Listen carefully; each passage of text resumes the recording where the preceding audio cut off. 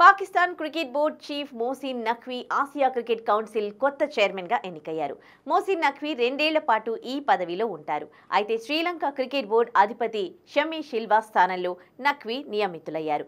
అయితే 2025 Asia cup ఈసారి భారత్లో జరగాల్సింది. ఇది సెప్టెంబర్లో జరగనుంది. చివరిసారి టోర్నమెంట్ హైబ్రిడ్ మోడల్లో జరిగింది.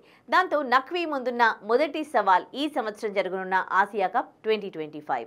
భారత్ ఆసియా కప్ను హోస్ట్ నేపథ్యంలో మోసిన్ నఖ్వీ దానిని ఎలా నిర్వహిస్తారోనని ఆసక్తి నెలకొంది.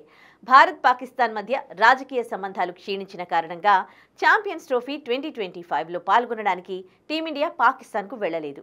ఈ క్రమంలో భారత జట్టు తన అన్ని మ్యాచ్లను దుబాయ్లో ఆడింది. అటువంటి పరిస్థితిలో ఆసియా కప్ను కూడా హైబ్రిడ్ మోడల్లో నిర్వహించవచ్చని లేదా టోర్నమెంట్ను తటస్థ వేదికలో నిర్వహించవచ్చని తెలుస్తోంది.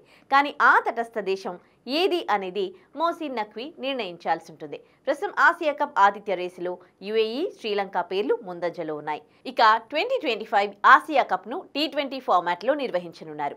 2026లో జరగనున్న T20 ప్రపంచ కప్ను దృష్టిలో ఉంచుకుని ఈ నిర్ణయం తీసుకున్నారు.